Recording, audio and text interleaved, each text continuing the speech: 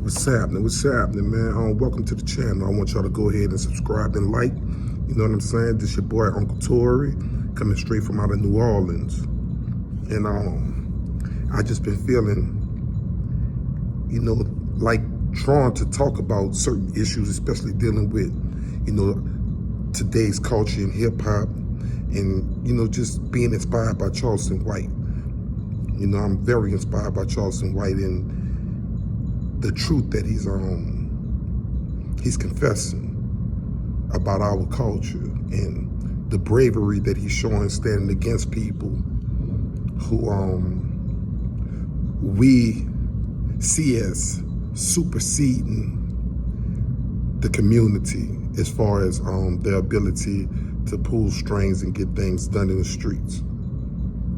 We see that the gangster persona is actually a fake persona that was given to blacks in America. Before the 60s and 70s, we wasn't pimps. Before the 80s and 90s, we wasn't gangsters. All these personas has been given to us and marketed to us and programmed to us through hip hop. So being a victim of the system, the programming when I was a kid, being drawn to NWA and all that bullshit, I understand how important it is for us to give our children a different narrative. But I can't get over all the blood that's being spilled and the blood that's been spilled through rap and hip hop. And I'm looking at Boosie right now, you know what I'm saying? And I'm doing my research, and I didn't know that this was so evident. Boosie with Nussie Jackson, you understand what I'm saying? Christopher Jackson. Nussie was a rapper from Baton Rouge that Boosie had beef with. He ended up being murdered. I think that was, I'm doing my research.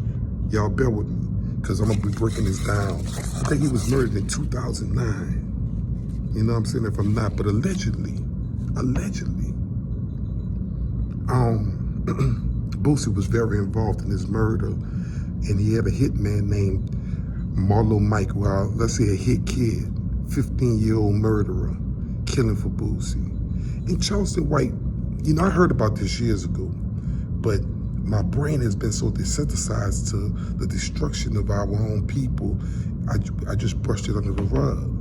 But now that I'm getting older and I have children, and not only that, I have sympathy and compassion for my community, I'm starting noticing the destruction within our own culture.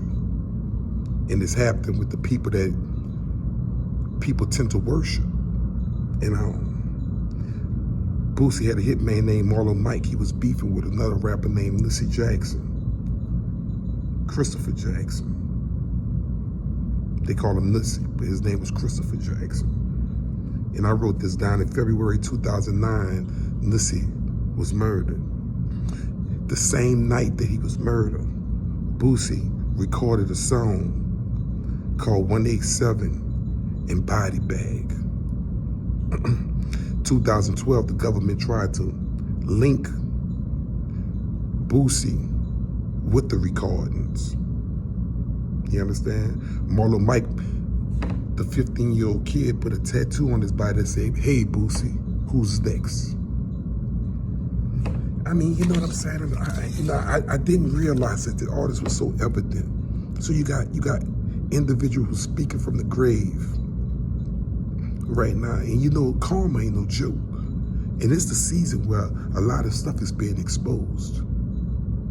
The seeds that you planted in the past right now are being exposed right now. So Marlo Mike made a jail confession, a 15-year-old kid, you dig? He said Mike Justin, another guy they call Ghost, was paid $15,000, and Marlo Mike was given $2,000 of the 15. You understand what I'm saying? Then Boosie went up for trial on a murder against Terry Boyd. I got to see how Terry Boyd played a part in this. But Marlo Mike got scared in prison when he made the confession. He started denying that him and Boosie had anything to do with it, and he protected Boosie and wouldn't testify against him. They say he had allegedly he had a $25,000 hit on him. You understand? So when we start breaking all this stuff down and we start seeing the destruction that individuals are making and creating, all in the name of material riches and value, and it's destroying the same people who worship these individuals in their own communities. Wow, it's amazing when we start looking at this stuff, and now the narrative is changing.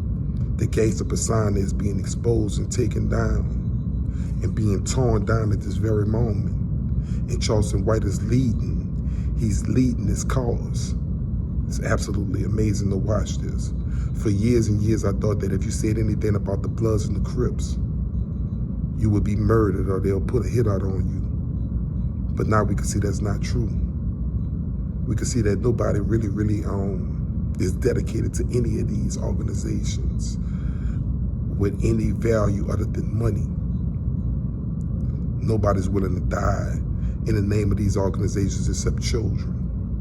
And children are being exploited in gangs, recording studios, entertainment labels. Children are being exploited.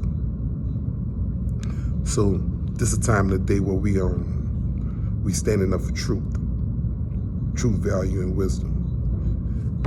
Thanks to Mr. Charleston White, man. You got my total support. You understand what I'm saying? This Uncle Tory coming straight out of New Orleans. We changing the narrative. And I'm gonna continue to talk about some of these issues and break these investigations down. You know what I'm saying? We're gonna break them down. We're gonna talk about them, and we're gonna give our own comments about them, and we're gonna make sure that it's just alleged, because we don't know for sure. But from a street perspective,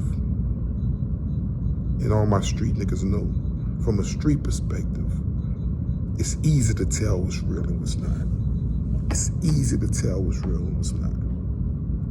And it's looking like Boosie don't care about nobody but himself. He don't care about his fans. He don't care about his community.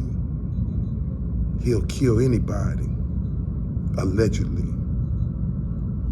to stay in his position. Now we got Duke the jeweler, a jeweler from Chicago, who just got set up and murdered. Allegedly, Boosie had something to do with it. We're not really sure, but we're gonna take our time and we're gonna break it down.